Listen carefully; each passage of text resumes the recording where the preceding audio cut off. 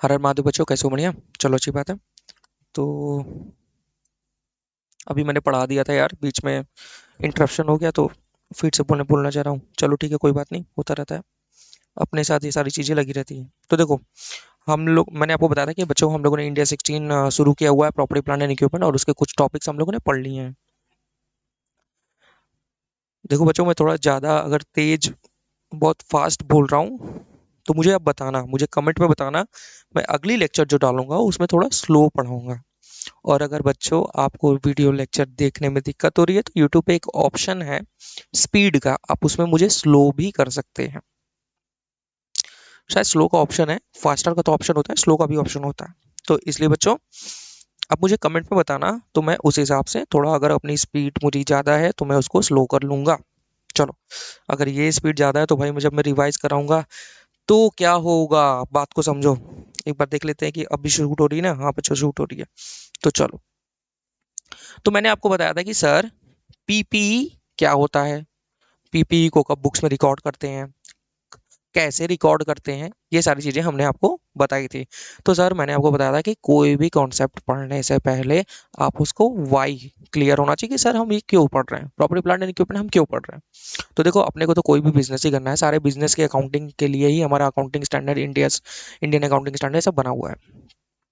तो अब आप एक बात बताओ, कोई भी बिजनेस अगर आप करते हो, तो लेट्स टेक एग्जांपल कि आपने कोई जो है, आप कोई बिग बाजार या कोई आप जैसे होता है ना कि एक बिग बाजार टाइप जो शॉप होती है जहाँ पे सारे अलग अलग चीज़ें मिलती हैं, और सुई से लेके जहाज तक की चीज़ें, ऐसे कहते हैं ना एग्जांपल, तो वो मिलती है। मार्केट मतलब आप छोटा सा रिटेल आउटलेट जो है सॉरी डालना चाहते हो, तो आप उसके लिए, अब जाहिर सी बात है, उसके लिए आप क्या करोगे, एक प्लेस ऑफ बिजनेस चूज करोगे ना, कहाँ से करोगे?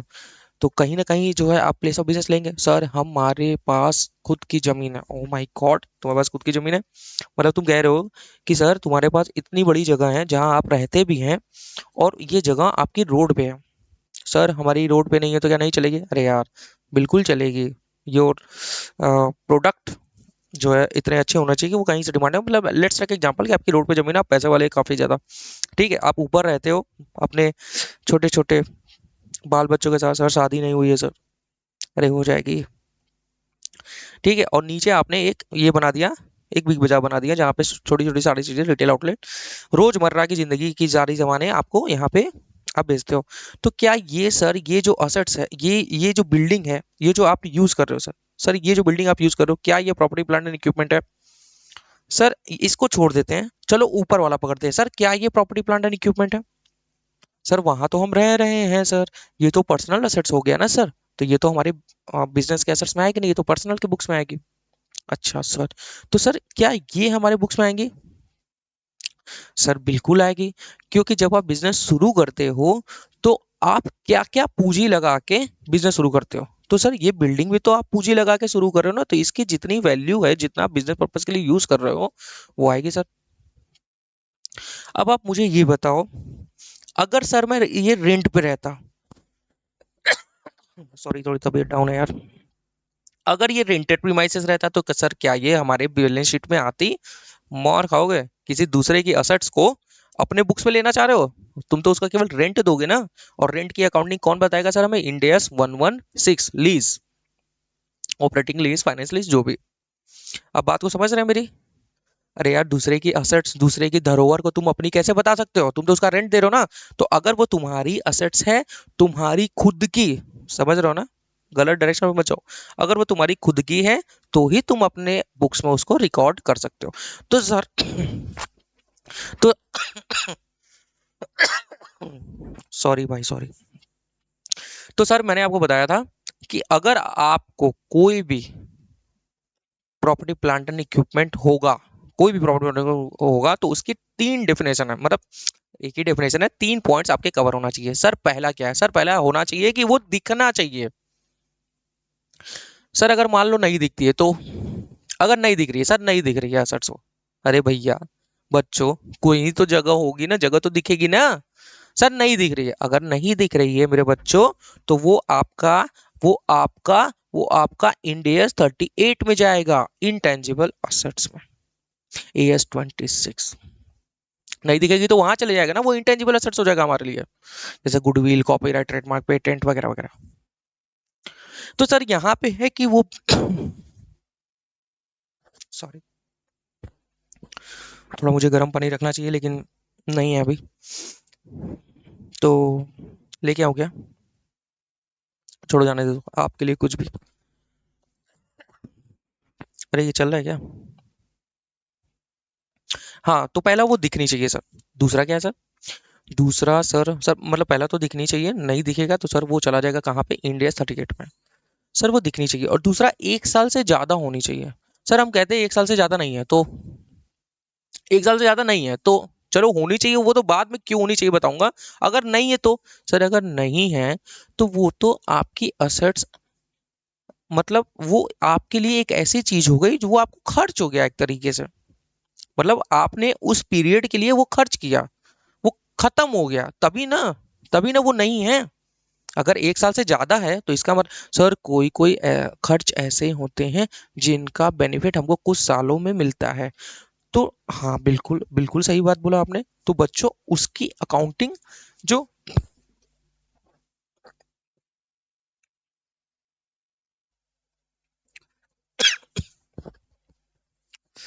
पानी पीना होगा मुझे,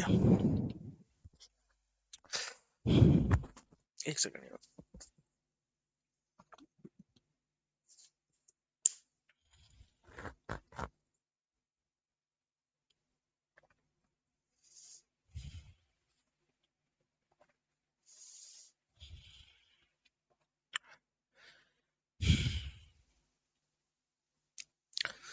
बहुत ज्यादा हो गया यार।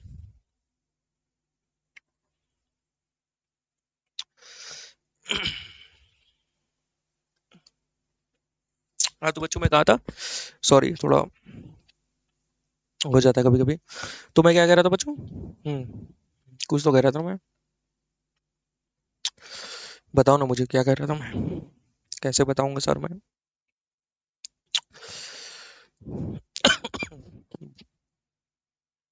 चलो कोई बात नहीं, जो भी हुआ। हाँ तो 1 साल से ज्यादा होना चाहिए। हाँ तो अगर आप उसने इसी साल अगर आपने खर्च कर दिया तो बच्चों वो इधर आएगी नहीं, मतलब प्रॉपर्टी प्लांट एंड इक्विपमेंट में आएगा नहीं, क्योंकि भाई वो तो आपने खर्च कर दिया ना सर, वो तो यूज हो गया, कंज्यूम हो गया वो। सर अगर उसका बेनिफिट हमें कई सालों तक मिलता है तो सर वो हमारा अमोर्टाइजेशन होता है उसका, ठीक है। लेकिन प्रॉपर्टी प्लांट एंड इक्विपमेंट बनाने के लिए आपको 3 चीजों में कवर होती है, केवल एक चीजों के लिए नहीं है। टेंजिबल भी मैंने आपको बोला है, तो क्या वो टेंजिबल होगी? वो तो खत्म हो गई सर। आप ही ना बोल रहे हो ना सर खर्चा हो गई, ठीक है। तीसरी कंडीशन क्या है?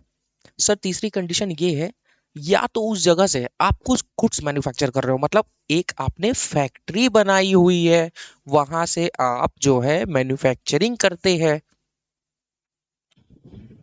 तो सर वो प्रॉपर्टी प्लांट इक्विपमेंट होगी। सर बिल्कुल होगी। सर हमने रेंट पे लेके वहां पे मैन्युफैक्चरिंग कर रहा है तो भी वो प्रॉपर्टी प्लांट एंड इक्विपमेंट होगी। तो क्या सर वो हमारा प्रॉपर्टी अपने बुक्स में आएगा भैया? अगर वो तुम्हारी ओन्ड प्रॉपर्टी है तो आएगा, नहीं है तो रेंटेड में जाएगा। तीसरा, मतलब तीसरा वाले में कई सारे पॉइंट है। पहला मतलब पहला तो दिखनी चाहिए, दूसरा 1 साल से ज्यादा होना चाहिए, तीसरा मैंने बताया कि आपका, आपकी, आप उस जगह का क्या कर रहे हो, बिजनेस से कब आएगा? अगर आप वहां लेके रह रहे हो तो सर वहां तो आप रेंट दे रहे हो अपने खुद के रहने के लिए, वहां आप क्या कर रहे हो? दिख रही है 1 साल से ज्यादा है, अब वहां कर क्या रहे हो? वहां आप मैन्युफैक्चरिंग कर रहे हो। सर हम लोग चार्टर्ड अकाउंटेंट है, हम लोग सर्विसेज देंगे, तो सर ठीक है, अगर आप सर्विसेज दे रहे हो या गुड्स मैन्युफैक्चर कर रहे हो, या इसके अलावा भी एक और कंडीशन है तीसरी वाली की, कई सारे हैं, उसमें ये बोला गया है, सर आप वहां से एडमिनिस्ट्रेटिव ऑफिस बनाओ। मतलब आपने उसको क्या किया हुआ है, आपने उसको जैसे वो होते हैं ना, जैसे कार के शोरूम वाले होते हैं, वो अपनी जो है एक वो बनाए रहते हैं, डीलरशिप बनाए रहते हैं, शोरूम बनाए रहते हैं, तो वो उनकी एडमिनिस्ट्रेटिव ऑफिस रहती है। तो वो सर, या तो आप उसको रेंटल पर्पज के लिए रखे हो, आपका काम ही है किराए का काम। किराए का काम मतलब आप रेंट पे देते हो अपनी प्रॉपर्टी को, तो सर है तो वो, याद है मैंने आपको इंडिया 40 पढ़ाया था, India 40 held for rental purpose और capital appreciation purpose, land and building held for rental purpose और capital appreciation purpose. Sir capital appreciation तो होता ही है, क्योंकि क्योंकि लैंड बिल्डिंग खरीद लो उसकी बढ़ोतरी तो होगी ही होगी, और रेंटल पर्पज के लिए रखा है तो सर तो भी इंडिया 40 डील होगा। तो ये सारे कॉन्सेप्ट मैंने आपको बताए थे, तो हम लोगों ने ये सब चीजें देखी थी। तो मैंने आपको बताया था, एक ऊपर ऊपर से बता दे रहा हूँ, ये कुछ पॉइंट्स था कि सर अगर कुछ बहुत सारे छोटे छोटे आइटम है तो हम लोग क्या करेंगे। जैसे मैंने आपको बताया कि ये सेटअप है, अब इसमें हमारा कैमरा का स्टैंड है, कैमरा है, माइक है, और ये सारी चीज़ें, तो आप इसको कंसोलिडेट करके एक यूनिट बना के आप इसको असर्ट्स को कंसोलिडेट करके रिकॉर्ड कर सकते हो। और मैंने दूसरा एक कंडीशन बताया था कि बच्चों अगर कुछ एसेट्स ऐसी होती है जो किसी दूसरे के सपोर्ट के लिए होती है, डायरेक्टली लिंक्ड होती है, उसके बिना भी चल सकती है। जैसे मैंने वो आपको बताया था कि एसी हो गया, एसी का इन्वर्टर हो गया, बिना इन्वर्टर के भी लोग, स्टेबलाइजर हो गया, स्टेबलाइजर के बिना भी चला सकते हो, लेकिन वो बूम ऐसा हो सकता है, तो इसीलिए लोग स्टेबलाइजर यूज करते हैं ताकि वो उसके इलेक्ट्रिसिटी अगर ऊपर नीचे हो तो उसको कंट्रोल कर पाए। ठीक है, सॉरी, अब क्या क्या नहीं जाता है मैंने आपको बताया था बच्चों। बायोलॉजिकल एसेट्स नहीं जाता, biological asset except bearer plant. और बियर प्लांट्स क्या होता है सर, बायोलॉजिकल एसेट्स क्यों नहीं जाता है, क्योंकि बच्चों बच्चों मेरे प्रिय बच्चों, हम लोगों ने क्या पढ़ा हुआ है इसके लिए, इंडेस 41 पढ़ा हुआ है पूरा, गाय भैंस बकरी, उसमें हम लोगों ने देखा था, तो हम लोगों ने 41 पूरा अच्छे से पढ़ा हुआ है। उसमें मैंने जब मैं 41 पढ़ा रहा था तो मैंने आपको बताया था कि बच्चों बियरर प्लांट्स 41 में कवर नहीं होता, और वो कवर होता है इंडिया 16 में। तो सर बच्चों यहाँ पे इंडिया 16 कवर होगा, बियरर प्लांट्स क्या होता है मैंने आपको अगर वहां नहीं बताया तो मैं आपको यहाँ बता दे रहा हूँ। तो सर बियरर प्लांट्स वो होते हैं जो 1 साल से ज्यादा रहते हैं, जो खुद नहीं कटते हैं, और जो फल देते हैं। मिलता जुलता डेफिनेशन है ना ऊपर, प्रॉपर्टी प्लांट एंड इक्विपमेंट का, 1 साल से ज्यादा रहते हैं, खुद नहीं कटते हैं, और फल देते हैं, अनलेस स्क्रैप की तरह बिक जाए, जैसे कि प्रॉपर्टी प्लांट एंड इक्विपमेंट होता है। प्रॉपर्टी प्लांट एंड इक्विपमेंट जो होता है वो तो डे टू डे सेल होते नहीं है, just like bearer plants. Bearer plants को भी मैं क्या बोल रहा हूँ, खुद नहीं बिक जाते, खुद नहीं कट जाते, फल देते हैं, अनलेस वो बीयर प्लांट्स में नहीं आएंगे। और दूसरा क्या क्या नहीं जाएगा सर, अगर किसी प्रॉपर्टी प्लांट एंड इक्विपमेंट को, देखो भाई देखो एक चीज समझ लो आप, यहाँ ये नहीं बोला जा रहा है कि वो प्रॉपर्टी प्लांट एंड इक्विपमेंट है कि नहीं, यहाँ क्या बोला जा रहा है, out of scope of India 16, मतलब कौन से प्रॉपर्टी प्लांट एंड इक्विपमेंट तो है, लेकिन कौन से असेट्स यहाँ इंडिया 16 में कवर नहीं है। सर इसके लिए अगर 105 दिया हुआ है तो सर वहां जाएंगे, इसके लिए सर 106 दिया हुआ है तो सर वहां जाएंगे। तो इसीलिए मैंने लिखवाया था कि this standard apply to PP use to develop और maintain assets as per B and C. मतलब ये स्टैंडर्ड जो है, अगर कोई एसेट्स आप बना रहे हो उसके लिए जाएगा, उसका यूज अगर जैसे हेल्ड फॉर सेल रखा है तो 105 डिसाइड करेगा, mineral oils, mineral source, non regenerative resources के लिए तो वो आपका 106 में बताएगा। सॉरी, अरे यार तुम बना रहे हो तो बनाओगे, उसकी कॉस्ट वॉस्ट में क्या लेना है वो तो आपको इंडिया 16 ही बताएगा ना। ठीक है सर, तो ये हो गया सर। सर रिकॉग्नाइज कब करोगे, मैंने आपको बताया था, cost can be reliable measured and future economic benefit should be known. मतलब कॉस्ट इसका पता होना चाहिए और फ्यूचर इकोनॉमिक बेनिफिट कुछ होना चाहिए सर से। ठीक है सर, कैसे कैसे रिकॉर्ड कर सकते हैं सर, आप मैंने बताया कैश से, एक्सचेंज से, सेल्फ कंस्ट्रक्टेड हायर परचेज से भी कर सकते हैं सर। सेल्फ कंस्ट्रक्टेड तो आपको मालूम ही है, अरे मतलब कैश एक्सचेंज ये सारी चीज़ें तो आपको मैंने बताई थी, क्या क्या चीज़ें जाती हैं क्या क्या चीज़ें नहीं जाती हैं। कैश में अगर हो गया तो जो परचेज प्राइस हो गया, डायरेक्टली एट्रीब्यूटेबल एक्सपेंडिचर और estimated removal cost. Removal cost क्या होता है बच्चों, मैंने आपको बताया था ना, जैसे मैंने आपको बेस्ट एग्जांपल दिया था इसका, ऑयल रिग का। ऑयल रिग का मैंने दिया था ना कि जब सी रिग लगते हैं तो वहां पे आप उसको ऑयल रिग की वजह से, मतलब जो खनिज निकाले जाते हैं वहां से, तो वो समुद्र का जो वो जो सतह होता है वो बहुत मतलब उसकी वजह से डिस्टर्ब हो जाता है, तो उसको एज इट इज करना, मतलब जितना जो मतलब लगाने से पहले जिस पोजीशन में था उसको वैसा ही करने में जो खर्च आता है, एस्टिमेटेड रिमूवल कॉस्ट। ठीक है, और तो मैंने आपको बताया था बच्चों, परचेज प्राइस लेंगे, डायरेक्टली एट्रीब्यूटेबल एक्सपेंडिचर लेंगे, और ये रेडी टू यूज करने के जितने भी खर्चे वो जाएंगे, मतलब ready to use, put to use के बाद नहीं, रेडी टू यूज हो गया तो जाएगा सर। जैसे क्या मैंने आपको एग्जांपल, जैसे मैंने आपको बताया था,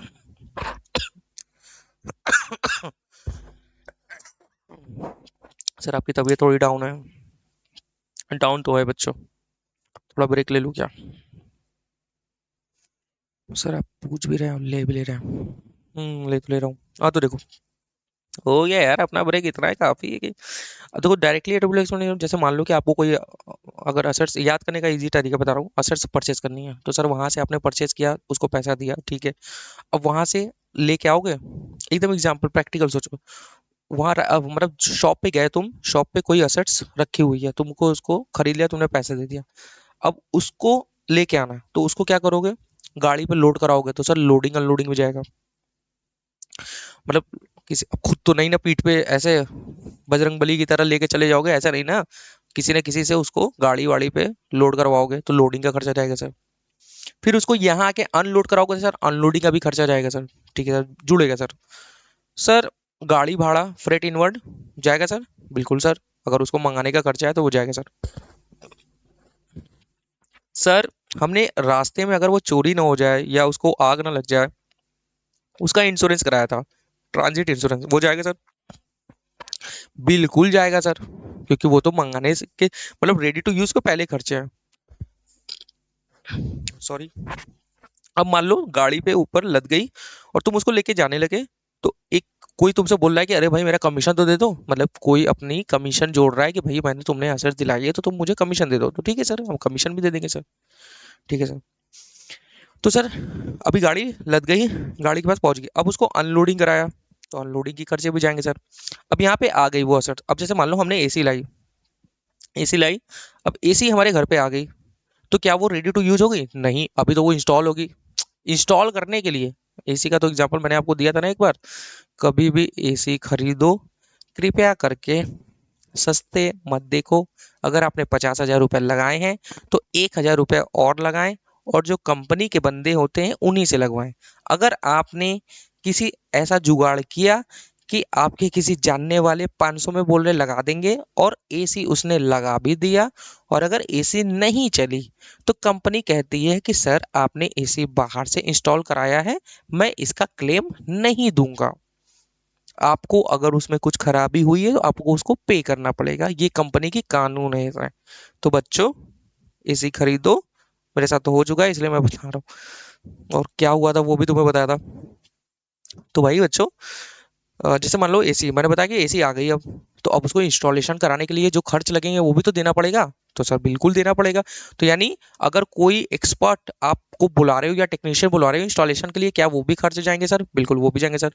फिर आगे मान लो बच्चों, हमारे यहाँ जैसे मान लो अगर हमने विंडो एसी परचेज किया और इंस्टॉलेशन करने के लिए वो जगह नहीं थी, और हमने उसको क्या किया, वो एरिया जो है उसको बनवाया, वैसा मतलब उसको ऐसा फ्रेम करवाया, उसको तोड़वाया, तो क्या वो भी खर्च जाएंगे? बिल्कुल जाएंगे, क्योंकि वो रेडी टू यूज के लिए है। अगर जो भी खर्च आप कर रहे हो रेडी टू यूज के लिए वो भी जाएगा, मतलब वो खर्चे जाएंगे सर। ठीक है सर, अब वो शुरू हो गई। तो सर आप मुझे ये बताइए, मैंने टेक्नीशियन को बुलाया कंपनी से, कंपनी ने वाले ने भी 1,000 रुपये और लिए, उसको दिया, वो जाएगा सर, हाँ बिल्कुल वो भी जाएगा सर। सर हमारी असर अब हमारी असर्स रेडी हो गई, ठीक है सर। तो अब आप एक बात बताओ, अब एसी छोड़ दो, अब जैसे मान लो असर्स आपने बनाया और उसके बाद कुछ आपने एक सैंपल बेसिस पे टेस्ट किया, तो टेस्टिंग में भी कुछ खर्चे लगे। मतलब लेट्स टेक एग्जांपल, अगर आप कोई यूनिट्स प्रोड्यूस कर रहे हो तो उसमें जो भी रॉ मटेरियल, जो भी ये सारी चीजें लग रही हैं टेस्ट बेसिस करने के लिए, तो सर वो बनाने के लिए आपको 1,000 रुपये लगे, तो क्या सब वो भी जाएगा? बिल्कुल जाएगा। लेकिन जो बनना उससे, वो जितने में बिक सकता है उसकी रिलायजेबल वैल्यू हम उसको माइनस कर देंगे। मान लो वो 1,000 में बना और वो 1,200 या 1,300 में बिक रही है, तो जितना बना वो जोड़ लोगे, जितने में बिक रही है वो माइनस कर दोगे, तो रियलाइज वैल्यू माइनस कर दोगे। मतलब अभी जैसे 1,000 में बना वो पूरा तो नहीं बन सकता बच्चों, वो 200 मान लो बना, 200 रियलाइजेबल वैल्यू आ रही है तो 200 माइनस कर लोगे, तो जितना रियलाइजेबल वैल्यू है वो माइनस कर लेंगे। तो बस ये सारे खर्चे जाएंगे इसमें। तो देखो मैंने वही वही चीजें बताई थी, जीएसटी मैंने छोड़ दी थी, वो तो इनवॉइस में जुड़ा होता है। तो देखो मैंने क्या बताया था सोचो, मैंने को बताया था डायरेक्टली एट्रिब्यूटेबल में, मतलब परचेस प्राइस दे दिया, जीएसटी दे दिया, साइट साइट प्रिपरेशन करने के लिए, मतलब जैसे तोड़ फोड़ मैंने बताया था कराया था, डिलीवरी और हैंडलिंग कॉस्ट, मतलब मंगाने मंगाने का खर्चा, इंस्टॉलेशन असेंबली, यहाँ पे इंस्टॉलेशन करा रहे हो या कुछ असेंबल करा रहे हो उसको तो उसका खर्चा, प्रोफेशनल फीस, अगर कोई टेक्नीशियन को बुला रहे हो तो वो, लोडिंग अनलोडिंग चार्जेस, कमीशन मैंने बताया था, ट्रांजिट इंश्योरेंस मैंने बताया था, testing cost after directing net processing form, sale of sample units, other directly expenditure जो भी कोई होगा वो जो आएगा। और present value expected cost of removal और dismantling cost at the end of useful life. कभी कभी क्या होता है बच्चों, कुछ कुछ असेट्स अगर बहुत बड़ी होती है ना, तो उसको डिसमेंटल करने में भी आपको खर्च लगते हैं, तो वो भी खर्च आपको कैपिटलाइज करना पड़ेगा, जो कि eight the end of the life of the year होती है, फिर भी आप उसको जोड़ोगे। ठीक है बच्चों। फिर इसके बाद बच्चों हम लोग बता रहे हैं क्या क्या खर्चे नहीं जाएंगे। देखो मैंने बता रहा कि भाई सेलिंग एंड एडमिन ओवरहेड नहीं जाएगा, मतलब क्योंकि वो तो एडमिनिस्ट्रेटिव ऑफिस से रिलेटेड है, वो सेलिंग से रिलेटेड है। रेडी टू यूज के बाद के जितने भी खर्चे हैं वो नहीं जाएगा सर। ठीक है सर। मैंने आपको बता रहा सर, गवर्नमेंट ग्रांट नहीं जाएगा sir, selling and admin overhead नहीं जाएगा, एब नॉर्मल लॉस नहीं जाएगा, और अगर एग्जिस्टिंग इंटरप्राइज के कोई खर्चे हैं to start a new unit, to start a new facility, ये सब नहीं जाएगा सर। ठीक है सर। और एडवर्टाइजिंग एक्सपेंडिचर, ये तो आपको जियो वाला एग्जांपल मालूम ही है सर। तो ये सब मैंने आपको बताया था। एक क्वेश्चन भी मैंने आपको इस पे कराया था, सेल्फ कंस्ट्रक्टेड एसेट, इसका मैंने आपको कौन सा पढ़ाया था बच्चों, मैंने आपको इसका कौन सा पढ़ाया था? हम्म? नहीं, आ जाओ, मैं अब यहाँ से अपनी आज की क्लास शुरू कर रहा हूँ बच्चों। एक सेकंड थोड़ा मुझे देना बच्चों।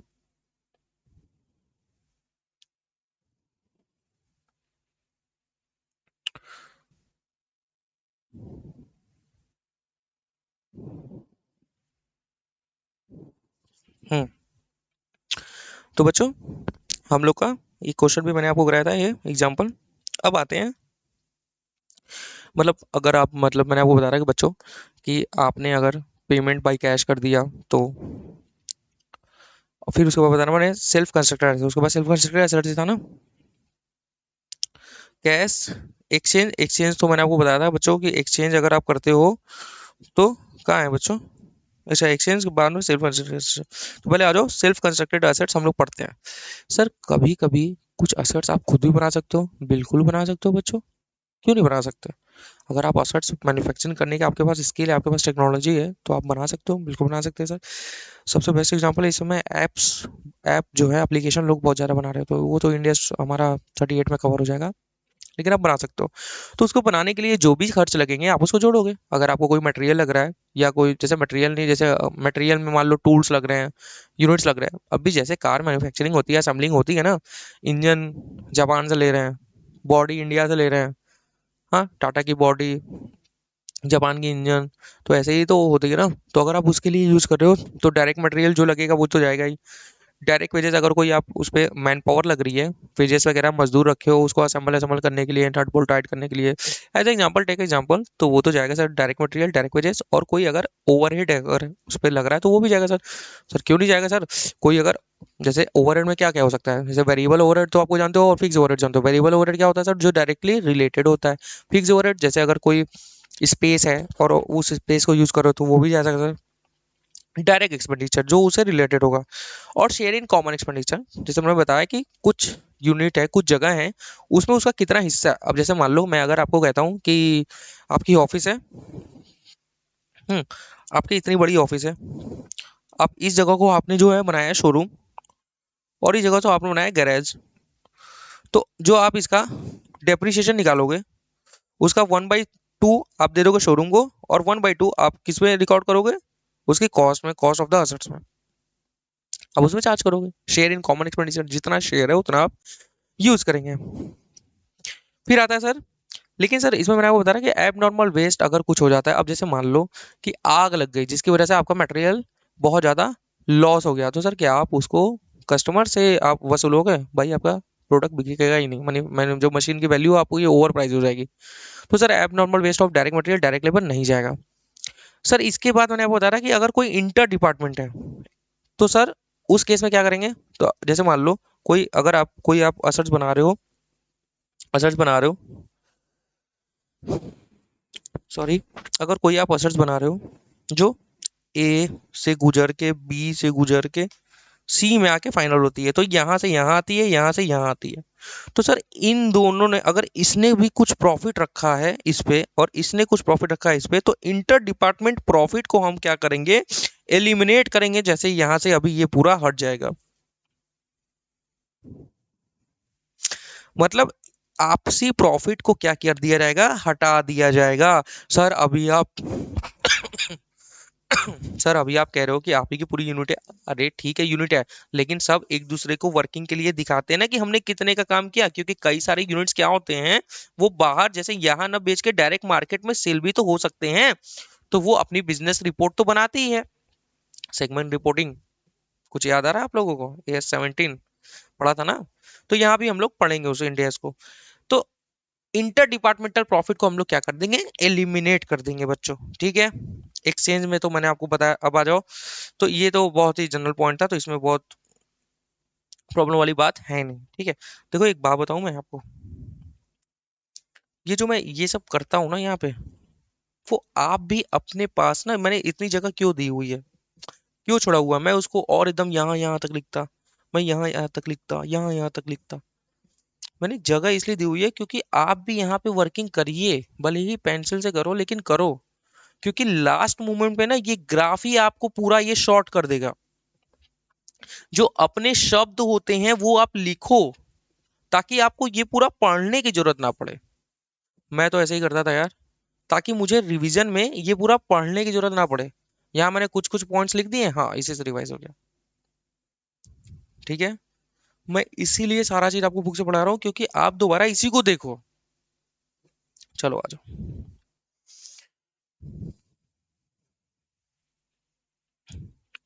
सर ये भी बता दे, ये पढ़ा देते हैं सर, फिर उसके बाद कुछ क्वेश्चन आपको कराते हैं। सर मैंने आपको ये बताया था क्या, कि असेट्स अगर आप हायर परचेज पे खरीद रहे हैं, तो सर, सर वो कैसे उसकी अकाउंटिंग होगी? आप एक बात बताओ मुझे, मैंने इसका एक बेस्ट एग्जांपल आपको दिया था मोबाइल का। सर आपने कोई मोबाइल फाइनेंस कराया, मोबाइल आपने फाइनेंस कराया, और उसका मान लो आईफोन आपने फाइनेंस कराया, 1.5 लाख रुपए लगी आपकी, आपने उसके लिए 50,000 रुपए दिया, 1 लाख की आपने ईएमआई बनवा ली। और ईएमआई जो बनाई आपने, मैंने आपको क्या बताया, मैंने बताया कि सर आपने आईफोन लिया सर, उसकी आप अगर पूरी प्राइस देते तो 1,50,000 हो जाती सर। 1,50,000 रुपया, मेरा तो सैमसंग है, मैंने आईफोन नहीं लिया है। सर क्यों नहीं लिया सर, ऐसा शांत हो जाओ, ले लूंगा। 50,000 आपने क्या कर दिया सर, डाउन पेमेंट दे दिया सर। तो 1 लाख रुपए आपको और देने हैं सर, ठीक है सर, 1 लाख रुपए और दे दिया जाएगा सर। अब 1 लाख रुपए की ईएमआई बनी सर, कितने महीने की सर, 12 महीने की सर। 12 महीने में आपको 1 लाख रुपए देने हैं, और अगर मान लो 12% आपका रेट ऑफ इंटरेस्ट लगा, तो 1,12,000 रुपया हो गया सर। डिवाइड बाई आप 12 कर लो sir, 1,12,000 divide by 12, 1,12,000 divide by 12, sir कितना हो गया सर, 9,333 रुपए आप ईएमआई दोगे सर, 33.33। तो सर आप इतनी ईएमआई 1 साल तक दोगे, और ये 50,000 रुपीज दोगे, तो सर असेट्स की वैल्यू कितनी होगी? क्या इंटरेस्ट आप कैपिटलाइज कर लेंगे सर? सर हम इंडियस 23 पढ़ के आए हैं सर, बोरोइंग कॉस्ट, कब कब कोई इंटरेस्ट कैपिटलाइज हो सकती है? चलो आओ, मुझे बता दो तो मैं जानू, चलो चलो मुझे बता दो इंडियस 23 क्या कहता है सर। सर इंडियस 23 कहता है कि कोई भी इंटरेस्ट तब कैपिटलाइज हो सकती है जब वो क्वालिफाइंग असेट से रिलेटेड होती है। सर क्वालिफाइंग एसेट्स क्या होता है सर? क्वालिफाइंग एसेट्स होता है which gets a substantial period of time to get it ready to use, but sir substantial period of time is not defined under Ind AS 23. It is clearly, but it is clearly defined under in AS 16 for the period of 12 months or more. मतलब 12 महीने से ज्यादा का समय अगर लगेगा तो sir वो क्वालिफाइंग एसेट्स माना जाएगा, अदरवाइज नहीं माना जाएगा। अच्छा सर, तो अभी मेरी बात सुन लो बच्चों, इंटरेस्ट आपका, यहाँ तो बात हो रही है कोई असेट्स आप परचेज कर रहे हो, और वो इंटरेस्ट मतलब वो तो ऐसा तो है नहीं, आप तो आप मोबाइल लिया, आप वो रेडी टू यूज है, तो इंटरेस्ट आपका पीनल में जाएगा, तो केवल कैश प्राइस मतलब जितना आप उसको एक्चुअल में देते, वही प्राइस आपकी जो है क्या मानी जाएगी, कॉस्ट ऑफ द असेट्स मानी जाएगी सर। इसका एक बेस्ट क्वेश्चन भी मैं आपको कराऊंगा, ठीक है। चलो ठीक है बच्चों, एक्स्ट्रा प्राइस जो होगा वो हमारा कहाँ चला जाएगा सर? सर एक्स्ट्रा प्राइस जो होगा सर, सर जो एक्स्ट्रा प्राइस होगा वो हमारा चला जाएगा सर, एक्स्ट्रा प्राइस वो हमारा कहाँ चला जाएगा सर? इंटरेस्ट एक्सपेंस होगा और वो हमारा पीएनएल में चला जाएगा। ठीक है सर। एक पॉइंट और पढ़ लो मेरे साथ, एक पॉइंट बस, बस एक पॉइंट पढ़ लो, फिर उसके बाद मैं पक्का आपको क्वेश्चन कराऊंगा, पक्का।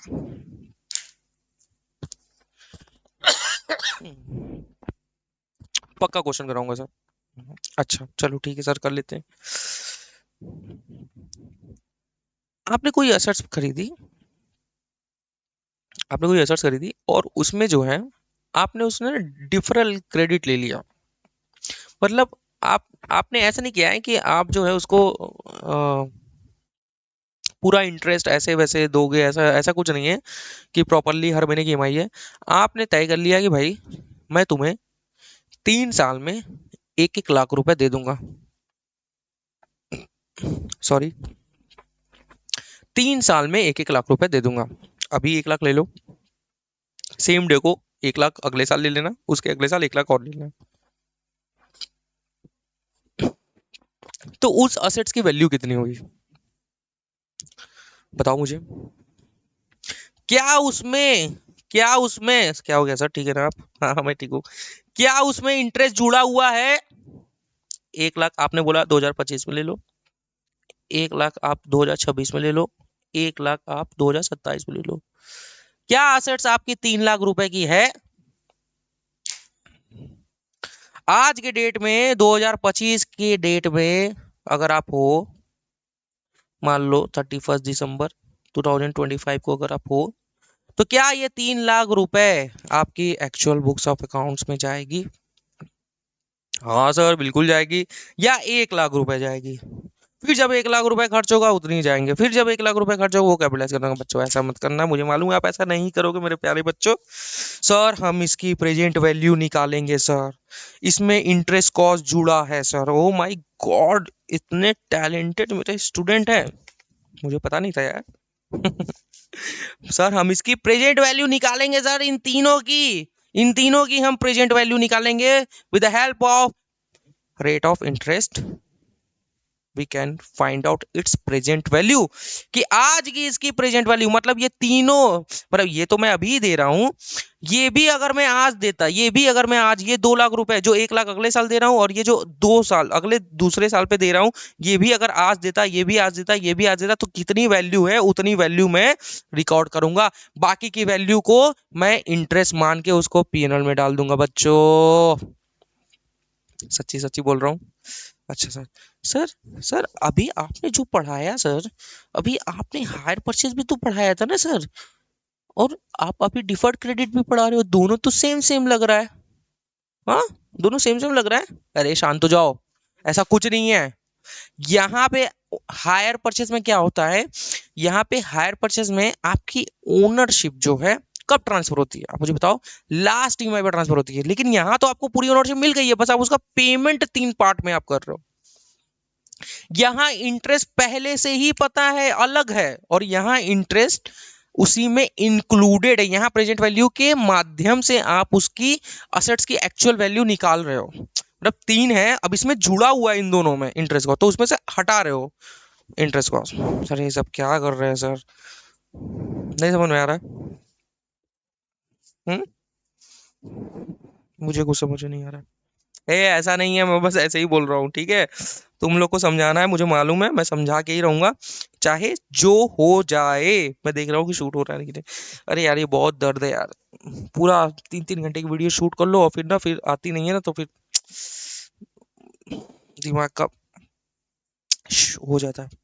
चलो कोई बात नहीं बच्चों, देखो एक बार फिर से मैं कुछ समझाने की कोशिश करता हूँ। देखो बच्चों, यहाँ पे इंटरेस्ट अलग से आपको पता होती है कि सर इतना आपका, आप जोड़ लेते हो कि मैं 50 लाख अभी दे रहा हूँ और 10,000 रुपए हर महीने 1 साल तक दे रहा हूँ, तो 1,20,000 रुपए, 50,000 डाउन पेमेंट किया तो 1,70,000 रुपए।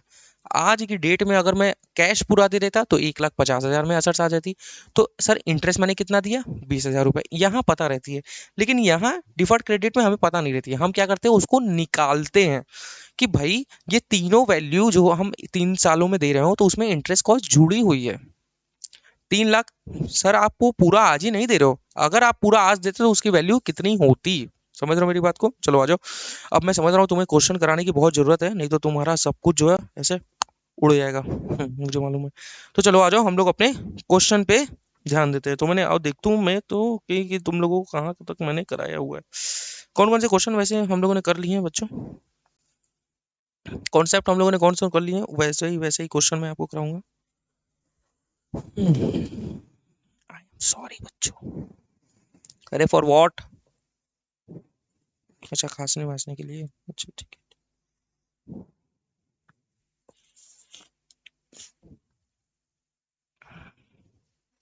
अच्छा ये डायरेक्टली एक्सपेंडिचर एक्सपेंडिचर हो गया, सेल्फ कंस्ट्रक्टेड वाला कॉन्सेप्ट हो गया है, हायर परचेज हो गया, डिफर्ड क्रेडिट हो गया, बस इतना ही मैंने आपको पढ़ाया है। ठीक है ठीक है ठीक है। आ जाओ आ जाओ आ जाओ आ जाओ मेरे प्यारे बच्चों, एकदम सुंदर सा कॉन्सेप्ट एक मैं आपको पढ़ा रहा हूँ। ए इसको क्या हो गया? अच्छा ये हो गया। हाँ देखो आ जाओ।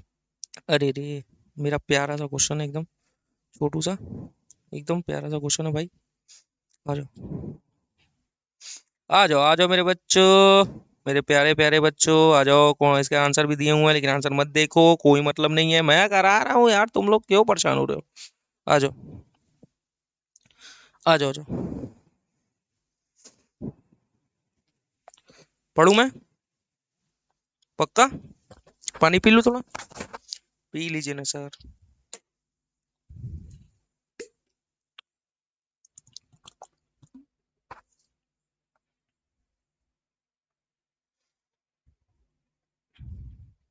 पूरा स्टडी मैटेरियल डाला हुआ है मैंने, ठीक है, और जहां जहां से क्वेश्चन मिल सकते थे सबको कवर किया है।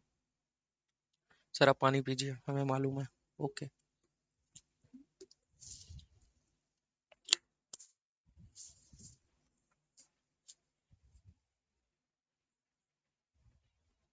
दिख रही है आपको?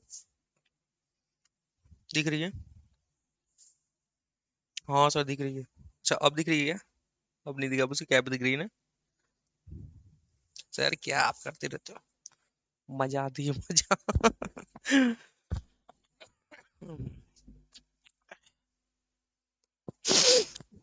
तम तमाजी सटक ली। चलो आ जाओ, देखो क्या लिखा है। Sir sir deferred payment credit पे क्वेश्चन है सर, एडिशनल कॉन्सेप्ट जो है डिफर्ड पेमेंट क्रेडिट। ठीक है सर। सर 1 अप्रैल 2001 को क्या हुआ? An item of property is offered for sale at 10 million. अच्छा, मतलब कोई प्रॉपर्टी है वो ऑफर की गई, मतलब प्रॉपर्टी है, आइटम ऑफ प्रॉपर्टी, कोई आइटम प्रॉपर्टी का मतलब कोई बड़ा हिस्सा का कोई छोटा हिस्सा बिकने को आ रहा है 10 मिलियन का। ओ माय गॉड, 10 मिलियन यानी 1 लाख रुपए। क्यों 1 लाख रुपए? हाँ सही है, हो चुका Kalyan. 1 million is equal to 10 lakh, 10 million is equal to 1 CR, 1 crore की है। ठीक है sir. with payment terms being 3 equal installment of 33,33,333 over a 2 year period। Oh my god, 3 equal instalment बोला, बोला कि 3 बराबर इंस्टॉलमेंट आपको देने हैं 2 सालों में। अच्छा 2 सालों में 3 इंस्टॉलमेंट देने हैं, ठीक है। Payment are made on 1 April 2001, मतलब पहला पेमेंट आपको अभी देना है, अगर आप 1 अप्रैल 2001 को खड़े हो तो पहला किस्त आपको आज देनी है।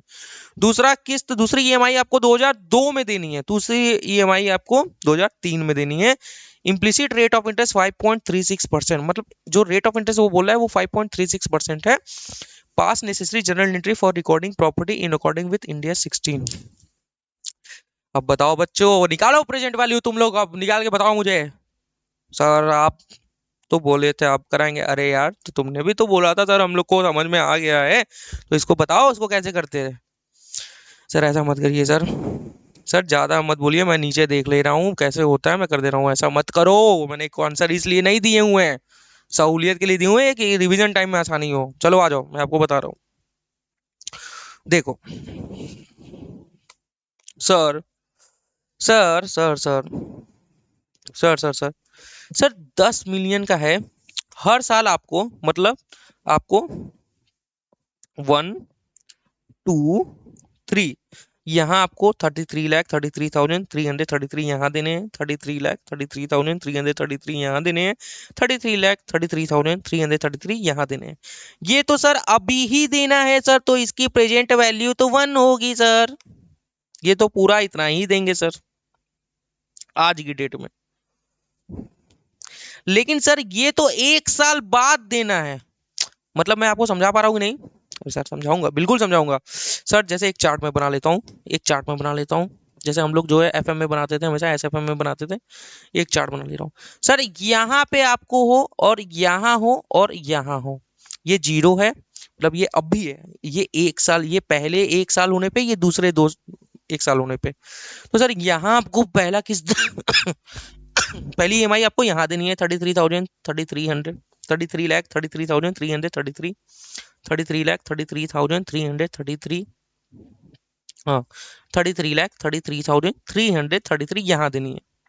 तो सर आप इसको प्रेजेंट वैल्यू इसकी लाओगे ना, इसकी भी प्रेजेंट वैल्यू लाओगे ना, इसकी प्रेजेंट वैल्यू लाओगे, इसकी प्रेजेंट वैल्यू लाओगे, इसकी प्रेजेंट वैल्यू लाओगे, इसकी प्रेजेंट वैल्यू लाओगे, इसकी भी प्रेजेंट वैल्यू क्या लाओगे? अबे ये तो प्रेजेंट वैल्यू में है ही ना, इसकी क्या प्रेजेंट वैल्यू लाओगे? सर इसकी प्रेजेंट वैल्यू हम लाएंगे और इसकी प्रेजेंट वैल्यू हम लाएंगे। सर इसकी प्रेजेंट वैल्यू लाएंगे, इसकी प्रेजेंट वैल्यू लाएंगे। हाँ सर समझ गया, ठीक है सर। सर हमें चाहिए रेट ऑफ इंटरेस्ट। तो रेट ऑफ इंटरेस्ट तो बच्चों आपको बोला हुआ है कितना, कितना बोला हुआ है? 5.36%। तो फटाफट इसका प्रेजेंट वैल्यू फैक्टर निकालो तो। सो प्रेजेंट वैल्यू फैक्टर तो हम लोगों को बाएं हाथ का खेल है। 1/1.0536 इक्वल टू, सर पहला आ गया, सर पहला कितना आ गया sir? Sir sir sir sir sir sir sir sir sir पहला आ गया, पहला कितना आ गया सर? यहाँ पे आपका जो आया है सर 0.949। सर दूसरा कितना आया सर? 0.900 आ गया सर। इनको अगर हम मल्टीप्लाई कर दें, इनको अगर हम, ये तो सर 1 होगा, तो सर ये तो हमारा इतना ही आएगा सर 33,33,333। सर इसका 0.900 ये तो है ही, तो इसमें जो है मैं मल्टीप्लाई अगर कर लेता हूँ कितने का, 33,33,333। तो कितना हो गया सर? तो कितना हो गया सर? सर तो ये हो गया 30,2805 हो गया सर। ठीक है सर, छोड़ दो इसको। सर ये वाला भी देख 33,33,333 मल्टीप्लाई बाई 0.949। सही कर रहा हूँ ना मैं? सर ये हो गया 31,63,333,633,333। यही इतना ही मान लेते हैं सर। सर सबको जोड़ लेते हैं सर, सर सबको जोड़ लेते हैं। अगर मैं जोड़ता हूँ सबको तो सर कितना हो जाएगा? 30,02,805 प्लस 33,33,333 कराऊंगा अभी, आप समझ लो बस। तो सर 94,99,471 आ रहा है सर। सर ये तीनों हमने जोड़ दिया तो सर कितना आ गया? 94,99,000 हाँ 471। अगर राउंड ऑफ में अगर इसको किया जाए बच्चों, तो ये कितना हो जाएगा? 95 लाख। मतलब असेट्स की वैल्यू कितनी है आपकी? असेट्स की जो present value of the assets आई, जो present value of the assets आई वो कितनी है sir? Unit of the assets की 95 लाख रुपए। और आप कितने में तय किया है आपने बच्चों? 1 CR 1 करोड़ में। तो यानी बच्चों 5 लाख रुपए किस चीज का जा रहा है? इंटरेस्ट का जा रहा है। सर जनरल एंट्री कैसे होगी? अरे आ जाओ मेरे प्यारे बच्चों, जनरल एंट्री अभी करा देता हूँ। सर पहली जनरल एंट्री क्या होगी sir? Sir property plant and equipment debit. क्या कर रहे थे तुम लोग? परचेस कर रहे थे ना? अच्छा, रिकॉर्ड करने के लिए। हाँ तो सर परचेस करने के लिए। Sir PP debit. Sir assets कितने की है? सर क्या आप भी 95 लाख की है। अरे सर 1 CR की एसेट्स थी, 33 देना था हमको 3 किस्तों में। अरे यार उसमें इंटरेस्ट कंपोनेंट भी तो है। ठीक है सर, पीपी डेबिट होगी सर। सर सर और भी कुछ डेबिट होगा सर, मुझे नहीं मालूम।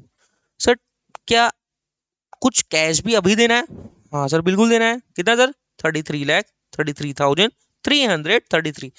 बाकी पैसा सर डिफरल क्रेडिट में जाएगा सर, क्योंकि ये तो उधारी है ना बच्चों।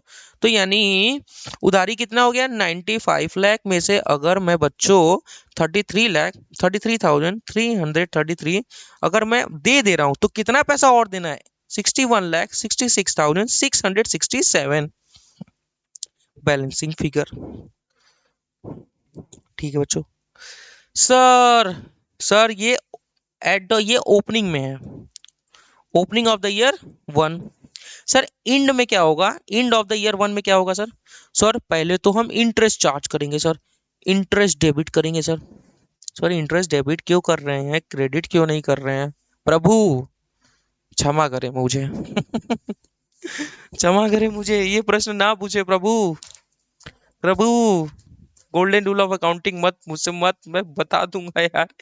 लेकिन सी फाइनल में हो यार, कुछ तो इज्जत रखो। ठीक है चलो फिर भी सॉरी, चलो फिर भी बता देता हूँ। सर इंटरेस्ट जो है सर वो हमारा नॉमिनल अकाउंट है सर, और नॉमिनल अकाउंट का रूल है all expenditure and losses should be debited and all income and profit should be credited. तो एक्सपेंडिचर है इंटरेस्ट हमारे लिए, तो इसीलिए डेबिट हो रहा है। To deferred credit, sir deferred credit को टू क्यों कर रहे हैं सर, अरे प्रभु क्योंकि हमें लोन की बैलेंस को बढ़ाना है। सर कैसे आएगा सर, अरे बच्चों कितना बैलेंस है आपका लोन का, यही है ना 61,66,667 मल्टीप्लाई बाई कितना, डिस्काउंटिंग फैक्टर कहाँ से है, कितना परसेंट था 5.36%। तो सर इसका निकाल लो आप 5.36%, कितना आ गया सर, इंटरेस्ट आपका कितना आ गया सर, इंटरेस्ट आपका आ गया 330,533 वो राउंड ऑफ में ले लिया, इंटरेस्ट हो गया सर।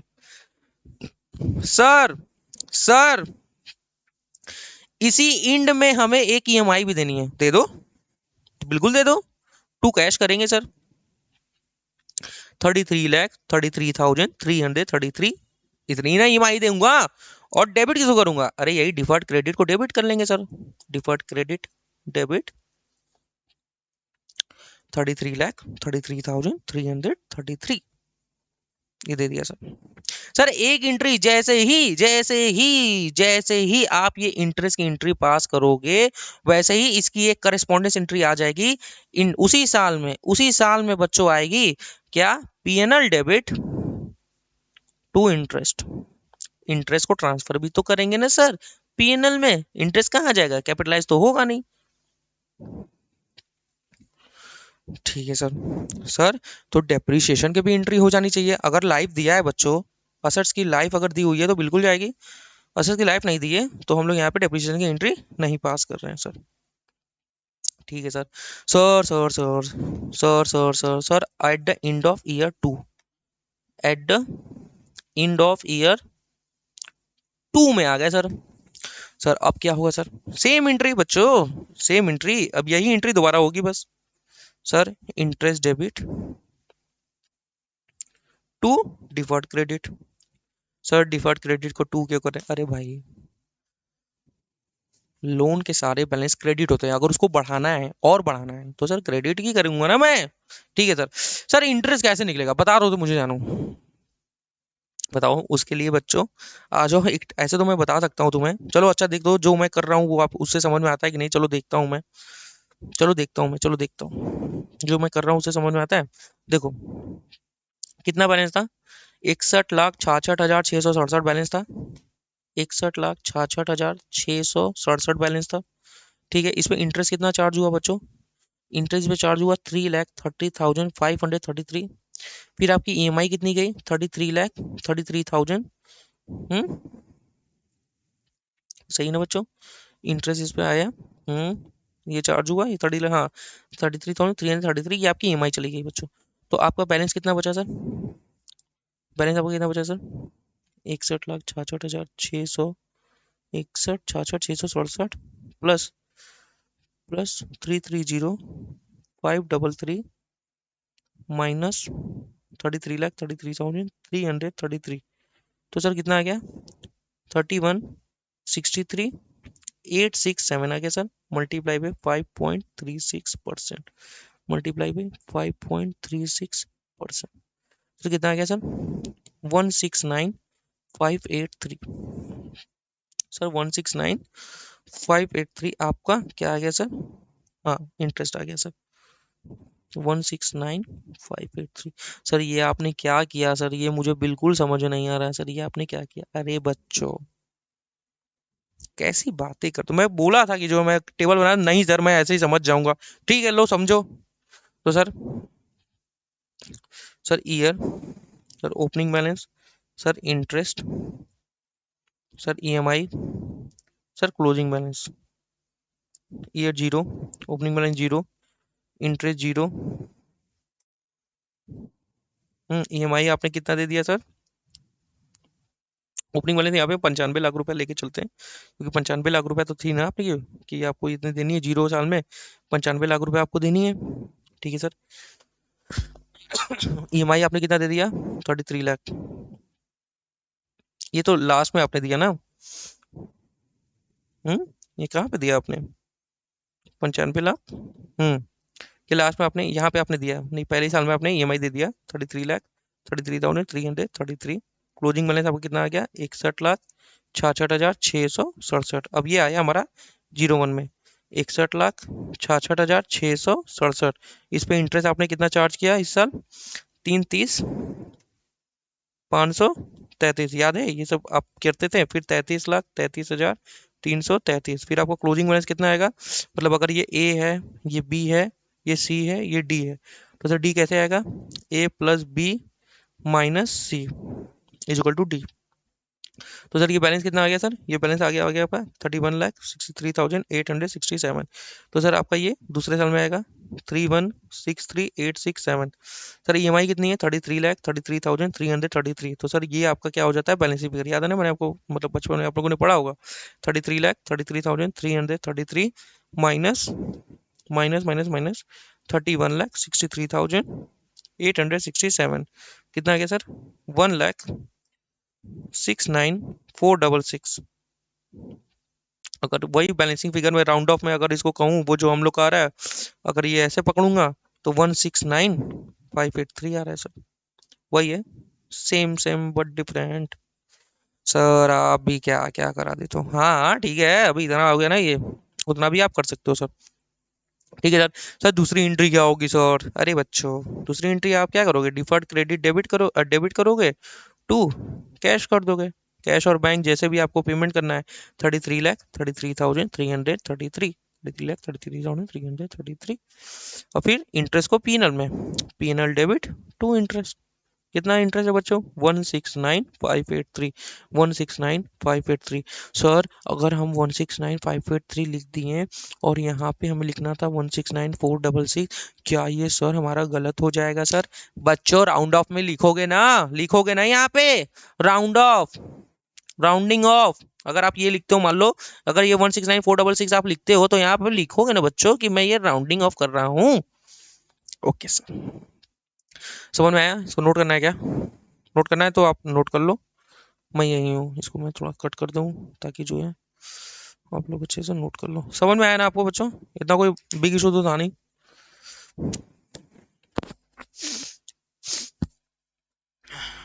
सॉरी।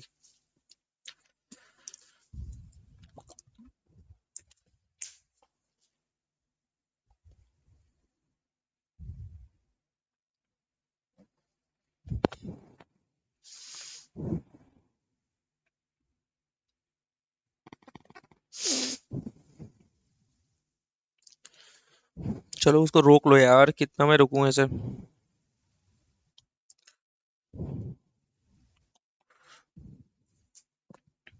समझ में आ रहा है ना बच्चों? कर सकते हो यार, बहुत सिंपल सा था, ऐसा कुछ बहुत बिग इशू नहीं था। अब इसको वर्किंग नोट में भी कर सकते हो ऐसे ऐसे। ठीक है, इसका आप ये चार्ट भी बना सकते हो, कैलकुलेशन ऑफ, इसको आप लिख सकते हो यहाँ पे, कैलकुलेशन ऑफ इंटरेस्ट कर सकते हो, सब बना सकते हो आप इसको चार्ट। थोड़ा सा ऊपर नीचे, समझ रहे हो? अभी तो अच्छे क्वेश्चन का मैं बनाऊंगा खुद ही। ठीक है बच्चों, चलो चलो ऐसे मैं कर दे रहा हूँ। क्लिक कर लो, फिर ये कर लो, ये ऐसे होल्ड कर लो, फिर उसके बाद ये होल्ड कर लो। खत्म। थोड़ी तबीयत डाउन है यार, इसीलिए।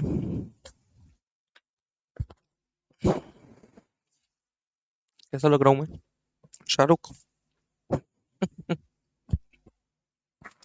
वो कौन सा डायलॉग है, मुंह पे मटका रख लिया तो पूरा शाहरुख? हाँ सर, आप मूवी बहुत देखते हैं। हाँ मुझे पसंद है।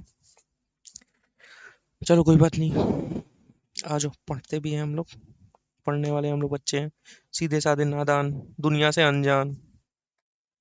आ जाओ, देख लेते हैं हम लोग का आंसर सही है कि नहीं, हम लोगों ने सही किया है कि नहीं, हम लोग तुमने हमने जो पढ़ाया आपको वो सही पढ़ाया है कि नहीं। 95/33, ये ठीक है। सर ये कैसी एंट्री है सर, सर ये कैसी एंट्री इसने कर दिया सर, ये तो हमें समझ के बाहर हो रही है सर। सर सर सर, अरे बच्चों, वो जो मैंने दो एंट्री कराई थी ना आपको, ईएमआई की अलग और इंटरेस्ट की अलग, ये दोनों को इसने साथ में कर दिया है। ये जो दोनों एंट्री है बच्चों, ये दोनों एंट्री को इसने साथ में कर दिया है, तो क्या दिक्कत है? अगर जैसे यहाँ डिफॉल्ट क्रेडिट, ये डिफॉल्ट क्रेडिट, ये डिफॉल्ट क्रेडिट कट कर दो, तो जितना जो 330533 का ही डिफरेंस है वहां पे, वो उसी का डिफरेंस है बस वो, और तो कुछ है नहीं, वही पेएबल में जाएगा। तो आप वैसे भी कर सकते हैं सर, मैंने अलग अलग बताया था। ये दूसरा वाला एंट्री है सर, सिंपल है सर। आ जाओ, ये एक्सचेंज वाला कुछ याद आ रहा है आपको? इन AS40 में हम लोगों ने एक्सचेंज ऑफ एसेट्स पढ़ा था।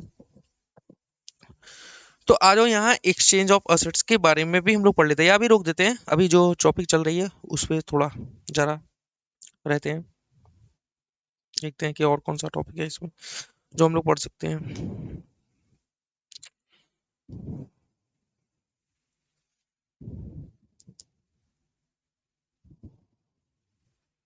अच्छा, ये हम लोग कर चुके हैं, ये भी कर चुके हैं, वेरी गुड।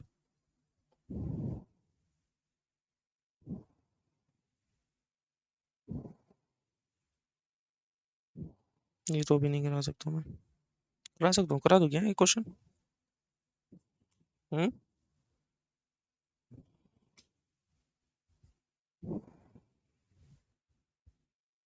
हम्म।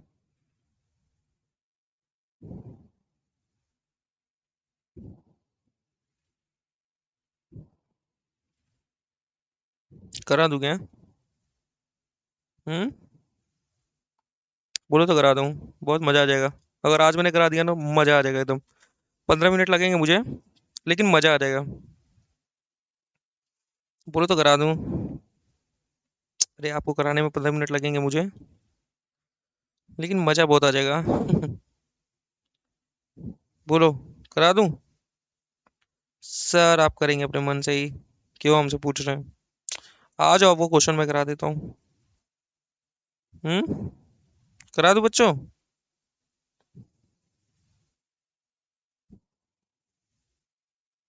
आ जाओ, वो क्वेश्चन अब मैं कराऊंगा ही, बहुत ही मस्त क्वेश्चन है। इलिस्ट्रेशन नंबर 12, बहुत ही अच्छा और प्यारा क्वेश्चन, और एग्जाम के लिए इंपॉर्टेंट क्वेश्चन सर। ठीक है बच्चों, आ जाओ, देखो क्या बोल रहा है। अरे वो बस प्राइस निकालना है आपको असेट्स का, देखो क्या लिखा है, क्या लिखा है देखो। Calculate the carrying amount of the factory on the balance sheet of sun limited as on 31 March 2002, explain the treatment of all the amount referred to the in this part of the answer. मतलब आपको क्या बताना है, explain the treatment, treatment भी बताना है of all amount refund in this part, मतलब क्यों आप ऐसा कर रहे हो। तो कोई बात नहीं बच्चों, सब कुछ हम लोग पढ़ चुके हैं, सब आप कर लोगे। चलो देखो, कंटिन्यू में, पक्का? Mike check, mike check, everything, video check, सब कुछ क्लियर है? हम्म। सर 58 हो रहा है, देखता हूँ कि अभी कितने मिनट हम लोग को लगते हैं। मान लेते हैं 1 घंटे हो गए, ठीक है, 1 घंटे में 1 मिनट कम है। तो आ जाओ sir. Sir, 1 April 2001, sun limited purchase some land for 10 million। इसने कोई जमीन खरीदी है 10 मिलियन का, 1 करोड़, 1 करोड़ का लैंड खरीदा है इसने। सही है सर, आज के जमाने में यार बच्चों, 2025 में 1 करोड़ की लैंड क्या होती है, मैं जिस एरिया में, मैं तो बताया ना आपको, मैं बनारस में रहता हूँ, और हमारे एरिया में तो 1 करोड़ में क्या ही मिलेगा आपको, बस मिल जाए वो इनफ है, मिलेगी नहीं, मतलब केवल एक हिस्सा मिल पाएगा आपको 1 करोड़ रुपए में। तो इसने 1 करोड़ में खरीदा हुआ है, और इसका लीगल कॉस्ट लगा है 1 मिलियन। सर लीगल कॉस्ट आपको पता ही ना कि स्टैम्प ड्यूटी वगैरह लगते हैं, और जो रजिस्ट्री फीस वगैरह लगते हैं, तो जो कानूनी कार्रवाई में जो खर्चे हैं वो लगते हैं, 7% लग जाता है भाई स्टैम्प ड्यूटी। तो भाई लीगल कॉस्ट इसमें जुड़ा हुआ है, तो क्या सर वो नहीं जाएगा? सर क्यों नहीं जाएगा? अगर आप उसको एक्सपेंड, वो आपने खर्च किए हैं, उसको रेडी टू यूज करने के लिए वो सारे खर्चे जाएंगे, ठीक है sir. In order to construct a new factory बनाने के लिए आपने वो जमीन खरीदी, तो जाएगा सर, बिल्डिंग में बिल्कुल जाएगा सर। सर बिल्डिंग में जाने के लिए क्या क्या चीज होना चाहिए? पहला दिखना चाहिए, दूसरा 1 साल से ज्यादा रहना चाहिए, दूसरा लैंड, एक लैंड तो दिखेगी 1 साल से ज्यादा भी रहेगी। और अब देखो वहां पे क्या फैक्ट्री बना रहा है, तो सर फैक्ट्री यानी कि आप मैन्युफैक्चरिंग ऑफ गुड्स के लिए रख रहे हो, ठीक है सर, जाएगा। कंस्ट्रक्शन वर्क जो है, मतलब न्यू फैक्ट्री कंस्ट्रक्ट करने के लिए कंस्ट्रक्शन वर्क जो कमेंट्स हो रहा है 1 मई को, ये डेट याद रखो, कब कंस्ट्रक्शन शुरू हो रहा है? 1 मई को। तो 1 मई के पहले के खर्चे तो जाएंगे नहीं, 1 मई के बाद के ही जो खर्च आप करोगे कंस्ट्रक्शन करने के लिए वो जाएगा सर। फैक्ट्री बना रहे हो आप, तो देखो क्या लिख रहा है, Sun limited incurred following cost in relation with the construction. पहला क्या बोला कि preparation and levelling of the land 3 lakh रुपए। हो सकता है कि जो जमीन आपने लिया वो बहुत तो वैसी थी, मिट्टी वाली जमीन थी, तो आप क्या पहले पहले उस जगह को क्या करते हो, वो होता है ना कि जैसे भूमि भूमि पूजन के लिए बहुत पहले वो गड्ढा करते हैं, फिर उसको समतल करते हैं जमीन को, ताकि वहां पे वो आप यूनिट अपनी लगा सको। तो वो आपने लैंड को बनवाया, तो सर क्या वो जाएगा? सर बिल्कुल जाएगा सर, कॉस्ट में जाएगा ना सर। अरे सर, बिना अब बनवा ही नहीं सकते, तो वहां पे आप कैसे बनवाओगे? फैक्ट्री नहीं बना सकते, कैसे आप अपनी बड़ी बड़ी मशीन लगाओगे? तो लैंड को बनाने के लिए आपने वो किया, ठीक है sir. Purchase of material for the construction 6.08 million, क्या ये जाएगा सर? अरे कंस्ट्रक्शन के लिए directly related with the acquisition of, मतलब कंस्ट्रक्शन ऑफ द मशीनरी, मतलब कंस्ट्रक्शन ऑफ फैक्ट्री के लिए। तो सर मटेरियल अगर आप खरीद रहे हो तो वो भी तो जाएगा ना सर, याद करो, self constructed assets, direct material. Employment cost of the construction worker बोल रहा है कि जो कंस्ट्रक्शन करने के लिए लग रहे हैं, तो क्या वो जाएगा सर? बिल्कुल जाएगा। 2 लाख पर मंथ बोल दिया, ओ माय गॉड, 2 लाख क्या बोल दिया sir? Per month, 2 lakh per month, per month. तो सर आप एक बात बताओ, अगर आप 1 मई को शुरू कर रहे हो, तो क्या 12 महीनों का आप कैपिटलाइज करोगे? कंस्ट्रक्शन के पहले का मतलब 1 अप्रैल से 1 मई तक का जब कुछ था ही नहीं, जमीन लिए भी नहीं थे, तो भी आप कैपिटलाइज कर लोगे? नहीं सर, 1 मई के बाद जितने भी समय कंस्ट्रक्शन रहा है उतने महीनों का हम कैपिटलाइज करेंगे, क्योंकि डायरेक्ट वेजेस जाएगा ना यार, direct material, direct wages, direct expenditure, share in common expenditure, ये सारी चीजें जाएंगी, ठीक है सर। जितने महीने भी रहेंगे वो भी हमारे जाएंगे सर, जितने भी महीने उसने काम किए सर, ठीक है सर। आगे क्या बोल रहा है, ये देखो आ रहा है ना समझ में? डायरेक्ट एक्सपेंडिचर हमारे जो रहेंगे वो जाएंगे sir. Overhead cost incurred directly on the construction of the factory 1 lakh रुपए पर मंथ। ये क्या बोल रहा है? डायरेक्टली ऑन द कंस्ट्रक्शन, मतलब कोई खर्च ओवरहेड, ओवरहेड कोई नॉर्मल खर्च आपने किया, वो डायरेक्टली उसी लिए ही खर्च किया है कंस्ट्रक्शन ऑफ द फैक्ट्री के लिए। जनरल ओवरहेड में बहुत सारे ऐसे खर्चे हो सकते हैं बच्चों, जो डायरेक्टली, यहाँ डायरेक्टली एक्सपेंडिचर तो आग बन करके बच्चों, ये तो हमारा जाना ही जाना है, ठीक है सर। फिर आगे on going overhead cost, on going मतलब क्या हुआ, ये खर्च हमारे पहले से ही हो रहे थे। Allocated to the construction project using the company normal overhead allocation model 50,000 per month. बच्चों जो खर्च हमारे पहले से चल रहे हैं वो तो खर्च होंगे ही होंगे ना, अगर आप ये नहीं भी करते तो भी खर्च होते हैं। तो सर क्या ये जाएगा? नहीं जाएगा sir. Directly related with the construction of assets रहता, directly with acquisition of assets रहता तो जाएगा सर। तो सर ये हमारा नहीं जाएगा सर। सर ये ऑन गोइंग, वो नहीं भी होता तो भी ये खर्च होता, ठीक है सर। सर आगे बोल रहा है इनकम रिसीव्ड, सर क्या बोल रहा है? Income received during temporary use of the factory. याद करो मैंने आपको बताया था, एक मैंने आपको बताया कि अगर आपको कोई टेस्टिंग कॉस्ट होता है after reducing sample unit of the goods, तो वो माइनस हो जाता है। और इसका एक एक एक छोटा सा डिफर्ड क्रेडिट के बाद एक पॉइंट था कि अगर कोई इंसिडेंटल ऑपरेशन से आपको इनकम हो जाता है, मतलब कि आपने वो उस पर्पस के लिए मतलब नहीं रखा था, लैंड नहीं खरीदा था। अब जैसे मान लो कोई जमीन आपने ली हुई है, वहां पे आप बनाओगे बड़ी फैक्ट्री, लेकिन जब तक वो बनती तब तक आप लोगों ने कुछ स्पेस आपको आपने दे दिया था कि वहां पे आप जो है वो क्या कहते हैं उसको, पार्किंग के लिए दिया हुआ था, उससे कुछ रेवेन्यू आ गई, तो सर ये हमारा क्या हो जाएगा, माइनस हो जाएगा सर। क्या हो जाएगा सर, माइनस हो जाएगा। क्योंकि सर वो आपकी रेवेन्यू जो आपने सोचा भी नहीं था, वहां से इनकम आ गई, तो माइनस करोगे ना एक्विजिशन, सारे खर्चे जोड़ रहे हो तो ये तो माइनस करोगे ना सर। ठीक है। Cost of relocating employ to work at new factory. याद करो मैंने आपको बताया था क्या क्या खर्चे नहीं जाएंगे। सेलिंग एंड एडमिन ओवरहेड बोला था मैंने नहीं जाएंगे। इनॉग्रल एक्सपेंसेस मैंने बोला था नहीं जाएंगे। गवर्नमेंट ग्रांट बोला था मैंने नहीं जाएंगे। एब नॉर्मल लॉस नहीं जाएगा। Cost of existing enterprises to start a new facility, to start with new customer. अगर कोई एग्जिस्टिंग इंटरप्राइज का है कोई खर्च तो सर नहीं जाएगा। देखो, रीलोकेट कर रहा है एम्प्लॉय को एक जगह से नया वेक्टर, मतलब एग्जिस्टिंग का खर्चा है सर। रीलोकेशन करने का कोई खर्च नहीं जाता है सर। ओपनिंग सेरेमनी सर नहीं जाएगा सर। ये सर हमारा कोई भी खर्च ये सब नहीं जाएगा सर, क्योंकि सर ये हमारा एग्जिस्टिंग इंटरप्राइज से रिलेटेड है। अब क्या बोल रहा है, अब सबसे इंटरेस्टिंग चीज, the factory was completed on 30th नवंबर 2001।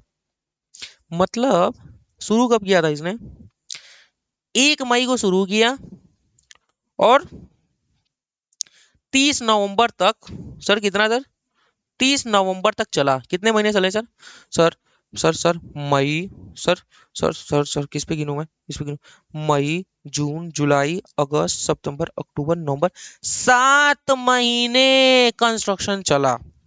तो सर 7 महीने में मिल गया। अच्छा आगे पढ़ लेते हैं फिर क्या होता है कि which is consider as substantial period of time as per India 23।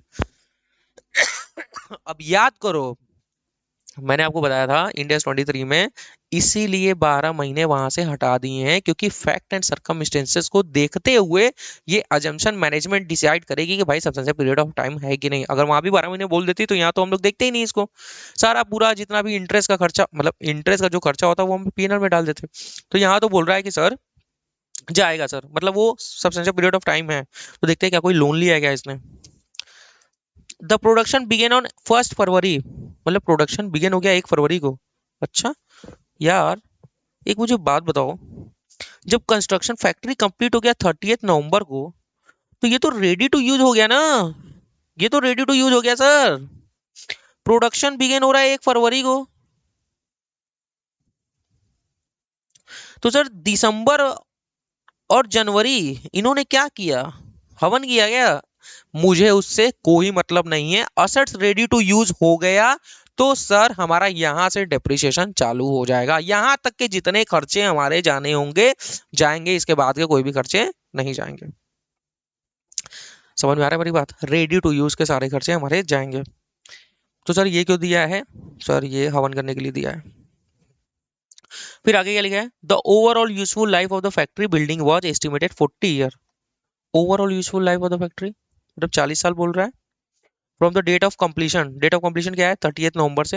However it is estimated that the, ये क्या है एफ लिखा है यार, द फ्लोर, ये फ्लोर होगा, floor will need to be replace 20 year after the date of completion and the cost of replacing the roof, अच्छा floor नहीं रूफ है मतलब वो छत, at the current price would be 38% of the total cost of building. मतलब जितना भी total ये बोल रहा है ना, जो छत है आपको हर 20 साल में उसको क्या करना है, आपको उसको रिप्लेस करना है।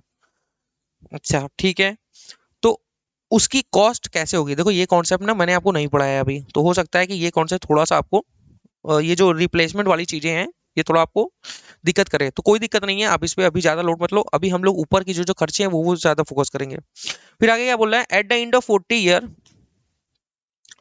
at the end of 40 year of period, Sun Limited has legally enforceable obligation to demolish the factory। अच्छा देखो, पूरी फैक्ट्री की लाइफ है 40 साल, उस पर जो छत है उसकी लाइफ है 20 साल। 20 साल में उसको फिर से हमें क्या करना है, रेनोवेट कराना है, रिप्लेस कराना है, और वो उसकी जो खर्च होगी वो 30% होगी। हम कहते हैं ठीक है यार, तो इस 30% से हमारा कोई मतलब नहीं है। मतलब आप बात को समझ रहे हो, हमें क्या देखना है, हमें लाइफ से यहाँ मेजर मतलब है कि जो देखो ये 30% क्यों मतलब है, मैं आपको बता रहा हूँ। जब हम टोटल एसेट्स की कॉस्ट निकाल, फैक्ट्री की कॉस्ट निकाल लेंगे, उसमें से 30% की जो लाइफ है, जो डेप्रिसिएशन है, उसको अलग करेंगे, क्योंकि उसकी लाइफ जो है 20 साल है और बाकी की लाइफ 40 साल है। अरे यार, ये बिल्डिंग है, ये रूफ है, इसकी लाइफ बोल दिया 20 साल और इसकी लाइफ बोल दिया 40 साल। इस पूरे की कॉस्ट हमारी मान लो लेट्स टेक एग्जांपल 1 करोड़।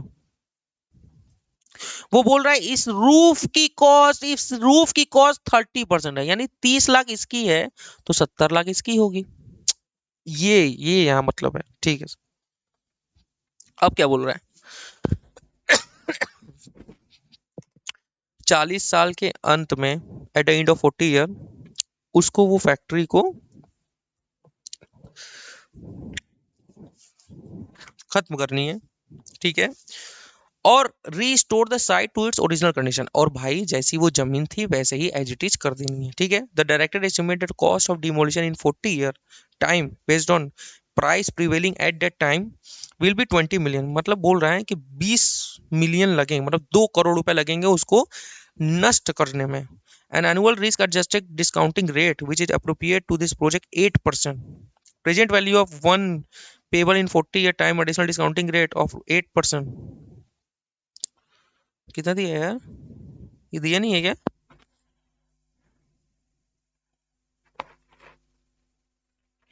चलो इसका प्रेजेंट वैल्यू हम लोग निकाल लेंगे, इसको देना चाहिए यार उसको, क्योंकि ये शायद दिया हुआ था, मैंने ना यहाँ पे कहीं लिखा हुआ था यार, कि मतलब जो है उसको कितना 40 ईयर्स में जाना है, तो उसका जो प्रेजेंट वैल्यू था ना वो दिया हुआ था कि प्रेजेंट वैल्यू फैक्टर इतना है। वो शायद लग रहा है टाइपिंग मिस्टेक से हो गया। तो हम लोग क्या करेंगे, कितना ये बोला है, 2 करोड़ रुपए इसने बोला है कि सर 2 करोड़ रुपए लगेंगे 40 साल के अंत में, तो उसकी प्रेजेंट वैल्यू लेके आएंगे। कैसे सर? अरे यार 40वें साल की जो 8% से प्रेजेंट वैल्यू फैक्टर होगी, 40 बार इक्वल टू करोगे, जो प्रेजेंट वैल्यू फैक्टर होगी उससे मल्टीप्लाई करेंगे और वो कॉस्ट ऑफ एक्विजिशन में जोड़ देंगे, क्योंकि मैंने आपको बताया था डिसमेंटलिंग कॉस्ट ऐड होती है। फिर क्या बोला है sir, cost of the factory was partially financed by a loan of rupees 17.5 million taken on 1 April 2001। हमसे क्या मतलब है, हम तो 1 मई से शुरू करिए ना, तो उतने महीने का बस कैपिटलाइज करेंगे। The loan was annual rate of interest 6%। Sun limited received an investment income of 1 lakh on the temporary investment of the proceed. मतलब जो है, जो भी पैसे इसको मिले हैं, मतलब अब देखो जैसे मैं वो बता रहा हूँ, कंस्ट्रक्शन कब से चालू हुआ है, 1 मई से, तो 1 अप्रैल को उसने लोन ले लिया, तो 1 महीने के लिए वो पैसा लोन का उठा के कहीं पे इन्वेस्ट कर दिया। तो जो हमारी इंटरेस्ट रहेगी उससे हम क्या करेंगे, 1 लाख रुपए ये माइनस कर लेंगे। अरे माइनस करेंगे ना, टेम्परेरी इनकम माइनस कर लेते हैं ना हम लोग। उसके बाद मैंने आपको बताया था ना, एक कॉन्सेप्ट और है जिसमें लिखा था टेम्परेरी इनकम माइनस कर लेंगे। तो ये चीज है। तो देखो, इंटरेस्ट कितना कैपिटलाइज करेंगे, इंटरेस्ट तो अभी निकाल लेंगे सर हम लोग। सर अभी निकाल सकते हैं? हाँ बिल्कुल निकाल सकते हैं सर। 17.5 मिलियन। अच्छा सर, सर मैं कितना, 6%? अच्छा सर, कितने महीने, 7 महीने के लिए बस आप कैपिटलाइज करोगे। सर बाकी का क्या है, बाकी का तो पीनल में जाएगा। ओके सर, ठीक है सर। तो सर कैलकुलेटर कहाँ है सर? कैलकुलेटर बंद हो गया सर। कैसे बंद हो गया बच्चों? I don't know, I am sorry. 17.5 multiply by 6% multiply by 7 divide by 12, कितना आ गया sir? 0.6125 million. Multiply by 10 lakh कर लो, कितना आ गया सर? कुछ गड़बड़ आ रहा है क्या? कुछ तो गड़बड़ है दया। 0.6125 मल्टीप्लाई बाई 10 लाख, 6,12,500। अभी जो 1 लाख रुपए इंटरेस्ट आया है ये इसमें से माइनस हो जाएगा सर। तो यानी कितना जाएगा सर? केवल 5,12,500 कैपिटलाइज होगा। समझ में आ रहा है? तो चलो आ जाओ। तो अब बताओ मुझे, क्या 3 लाख जाएगा सर? सर 3 लाख जाएगा सर? सर 3 लाख जाएगा सर? हाँ 3 लाख जाएगा सर, ये जुड़ जाएगा सर। अच्छा अभी रफली करा रहा हूँ बच्चों, अभी मैं रफली करा रहा हूँ, ठीक है सर। तो सर मैं अभी रफली कर रहा हूँ सर, 3 लाख रुपए जाएंगे सर, ठीक है। ल- अरे बच्चों पहले एक बात बताओ, 10 मिलियन जाएगा कि नहीं? अरे सर 10 मिलियन तो जाएगा ही नहीं सर, क्या बात कर रहे हैं आप? 10 मिलियन आने की कितना, 1 करोड़ रुपए। 1 2 3 4 5 6 7, 1 करोड़ रुपए ये तो जाएगा सर। सर ये जाएगा सर। और उसमें लीगल कॉस्ट क्या हम अलग करेंगे? नहीं बच्चों, लीगल कॉस्ट वो तो रेडी टू यूज को जितने भी खर्चे हैं, वो सारे जाएंगे सर। 3 लाख रुपए हो जाएंगे सर। हाँ सर, 3 लाख रुपए हो जाएगा सर, क्योंकि डायरेक्ट एक्सपेंडिचर है। मटेरियल जाएगा सर 6.08 मिलियन। 6.08 मिलियन कितना हो गया सर? सर 6.08 मिलियन मुझे नहीं मालूम sir. Sir 6.08 multiply by 10 lakh, 1 2 3 4 5 6, तो कितना हो गया सर? 60 लाख 80 हजार जाएगा सर। बिल्कुल जाएगा सर, क्यों नहीं जाएगा? सर 2 लाख पर मंथ जाएगा सर। कितने महीने के लिए सर? 7 महीने ना केवल था, 7 मंथ्स के लिए, यानी कि 14 लाख रुपए। Sir 2 lakh multiply by 7 month, 7 months का ही जाएगा ना सर, 7 ही महीने तो कंस्ट्रक्शन हुए हैं। ठीक है सर। सर ओवरहेड डायरेक्टली था वो भी जाएगा सर। हाँ sir, 1 lakh multiply by 7 month यानी कि 7 लाख रुपए, ये भी जाएगा सर। ठीक है, ये ऑन गोइंग था तो वो तो होता ही, वो नहीं जाएगा सर। सर ये टेम्परेरी इनकम 50 हजार, ये माइनस होगा सर। हाँ सर, ये माइनस हो जाएगा सर 50 हजार, पार्किंग के लिए यूज किया था आपने। ठीक है सर, ये दोनों खर्चे नहीं जाएंगे सर। रीलोकेटिंग, ओपनिंग सेरेमनी नहीं जाएगा सर। सर इंटरेस्ट अभी इसमें क्या है सर? इसमें इसमें क्या था सर? अच्छा,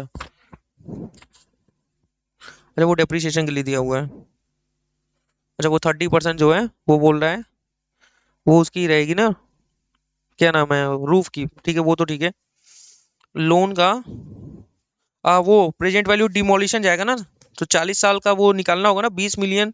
यहाँ पे जो बोला है कि 20 मिलियन आपके लगेंगे एट द एंड ऑफ कब?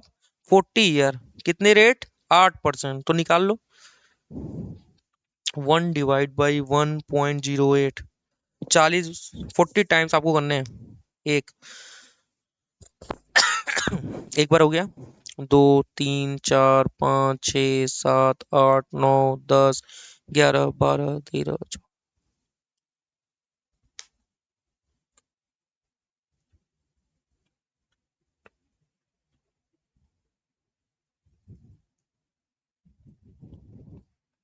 कितना आ गया सर? 0.460। 0.460 सर, कितना है उसका? 0.460, ये है सर हमारा discounting factor eight the end of year 40। Multiply इससे कितने से हो जाएगा सर? मल्टीप्लाई हो जाएगा, कितना मिलियन हमारा है सर? कितने मिलियन लग रहे हैं लास्ट में? 20 मिलियन। 20 मिलियन है 2 करोड़ रुपए। चार, 1 2 3, तो सर कितने लग रहे हैं सर? 9,20,619 रुपए। तो सर ये भी जाएगा सर, 9,20,619 रुपए। तो सर ये भी जाएंगे सर। बिल्कुल सर, 9,20,619 रुपए, ये भी जाएगा सर। सर इंटरेस्ट कॉस्ट भी जाएगा 6,12,500। हाँ सर, वो भी जाएगा 6,12,500। सर इसमें तो आप बोलो 1 लाख माइनस हो जाएगा। हाँ माइनस कर रहा हूँ ना यार, काहे को लोड ले रहे हो, लो माइनस कर दिया। और कोई खर्च छूट रहा है सर? और तो कोई खर्च नहीं छूट रहा है सर। आओ जो देखते हैं कितना आ रहा है। तो सर 1 करोड़, आओ जो मिला लेते हैं ना, कि हाँ 1 लाख गया है, हाँ गया है, 3 लाख गया है 6,80,000 गया है 14 लाख गया है 7 लाख गया है 50 हजार। ए बच्चों, 50 हजार कहाँ से आ गया?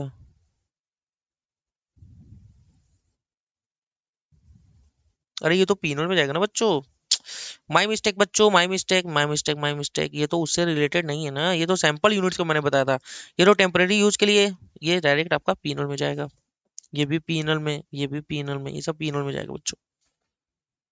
50 जो है बाई मिस्टेक, यहाँ पे माई मिस्टेक बच्चों, यहाँ पे नहीं जाएगा सर। ठीक है, 920619 जाएगा सर। पता नहीं सर, आप क्या बोल रहे हो? अरे देखो ना यार, 920 जा रहा है ना यहाँ पे। हाँ ठीक है, 920 जा रहा है सर। ठीक है, और क्या सर आपने लिया हुआ है?